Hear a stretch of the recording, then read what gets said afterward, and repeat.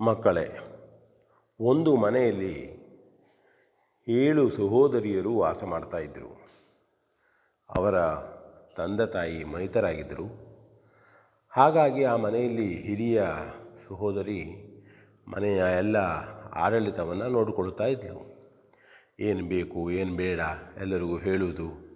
ಆದರೆ ಅವಳಿಗೆ ತಾನು ಹಿರಿಯವಳು, ಮನೆಯ ಯಜಮಾನಿ ಹೇಳುವಂತಹ ಸೊಕ್ಕು ಇತ್ತು. ಕಿರಿಯವಳು ತುಂಬ ಸುಂದರಿ ಇದ್ಲು, ಒಳ್ಳೆಯ ಗುಣದವಳು. ಅವಳನ್ನು ಕಂಡರೆ ಇವಳಿಗೆ ಆಗೋದಿಲ್ಲ. ಎಲ್ಲ ಕೆಲಸವನ್ನು ಅವಳಿಗೆ ಹೇಳುವವಳು. ಕಿರಿಯ ಸಹೋದರಿ ಅರಣ್ಯಕ್ಕೆ ಹೋಗಿ ಕಟ್ಟಿಗೆಗಳನ್ನು ತರ್ತಿದ್ಲು, ಬೆವರು ಸುರಿಸಿ ದಿನಾಲೂ ಕೆಲಸ ಮಾಡ್ತಿದ್ಲು. ಯಾವುದೇ ಎದುರುತ್ತರವನ್ನು ಕೊಡುತ್ತಿರಲಿಲ್ಲ. ಹಾಗಿದ್ದಾಗ ಒಂದು ದಿನ ಆ ಕಿರಿಯ ಸಹೋದರಿ ಊರ ಹೊಳೆಯಲ್ಲಿ ಕೈಕಾಲು ತೊಳೆಯುವಾಗ ಒಂದು ಬಂಗಾರದ ಮತ್ಸ್ಯ ಅಂದರೆ ಮೀನು ಸಿಗ್ತದೆ ಅವಳಿಗೆ. ಅದನ್ನು ಹಿಡಿದು ಪ್ರೀತಿಯಿಂದ ಮನೆಯ ಹತ್ತಿರದ ಒಂದು ಚಿಕ್ಕ ಕೊಳದಲ್ಲಿ ಇಡ್ತಾಳೆ ಮತ್ತು ಹೇಳ್ತಾಳೆ, ನೋಡು, ನಿನ್ನನ್ನು ಇಲ್ಲಿ ತಂದು ನಾನು ಇಟ್ಟಿದ್ದೇನೆ, ಹಾಗಂತ ನಿನ್ನ ಎಲ್ಲ ವ್ಯವಸ್ಥೆ ನಾನು ಮಾಡ್ತೇನೆ ಅಂಥೇಳಿ ದಿನಾಲೂ ತನಗೆ ಹಾಕಿದಂತಹ ಅನ್ನದಲ್ಲಿ ಅರ್ಧ ಅನ್ನವನ್ನು ಆ ಮೀನಿಗೆ ಅಂದರೆ ಮತ್ಸ್ಯಕ್ಕೆ ತೆಗೆದುಕೊಂಡು ಹೋಗಿ ಹಾಕ್ತಿದ್ಲು. ಹಾಗಾಗಿ ಇವಳಿಗೂ ದಿನಾಲೂ ಊಟ ಕಡಿಮೆ ಆಗ್ತಿತ್ತು.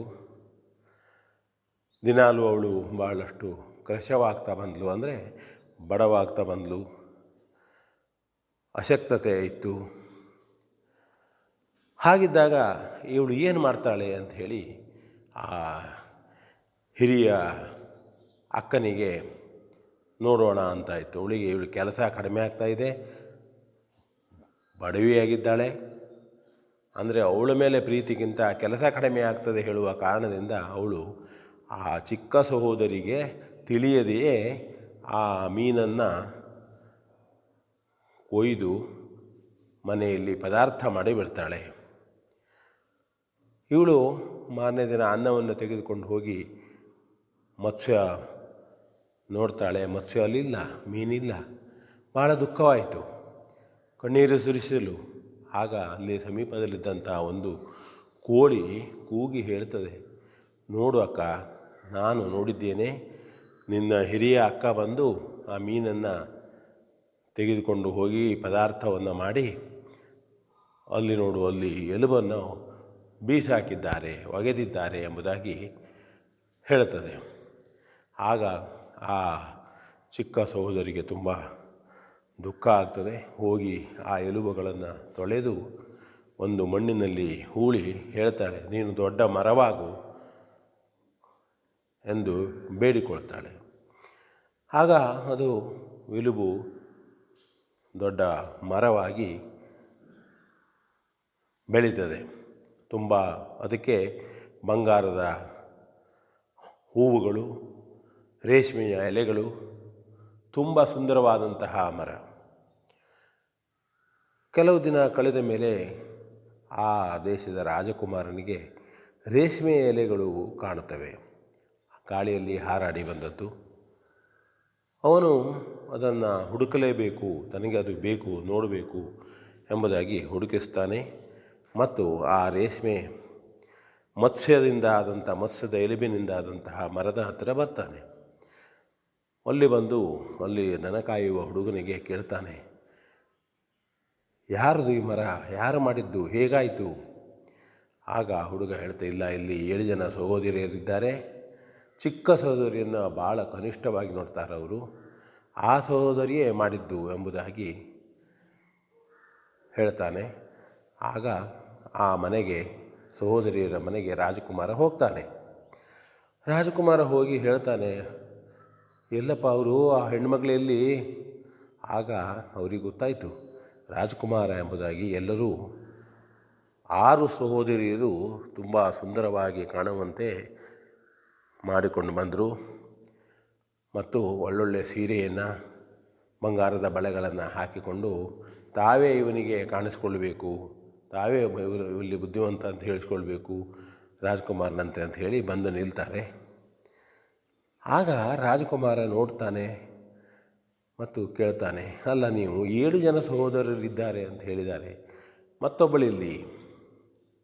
ಆಗ ಹಿರಿಯ ಸಹೋದರಿ ಹೇಳಿ, ಅವಳು ಏನೂ ಉಪಯೋಗ ಇಲ್ಲ, ಅವಳು ನೋಡಲಿಕ್ಕೂ ಚೆಂದಿಲ್ಲ, ನಾವೇ 6 ಇದ್ದವರು ಉಪಯೋಗ ಇದ್ದಂಥವರು, ಒಳ್ಳೆಯ ಸಹೋದರಿಯರು, ನೋಡಲಿಕ್ಕೂ ಸುಂದರಿಯರಿದ್ದೇವೆ ಎಂಬುದಾಗಿ ರಾಜಕುಮಾರನಲ್ಲಿ ಅವಳು ಹೇಳ್ತಾಳೆ.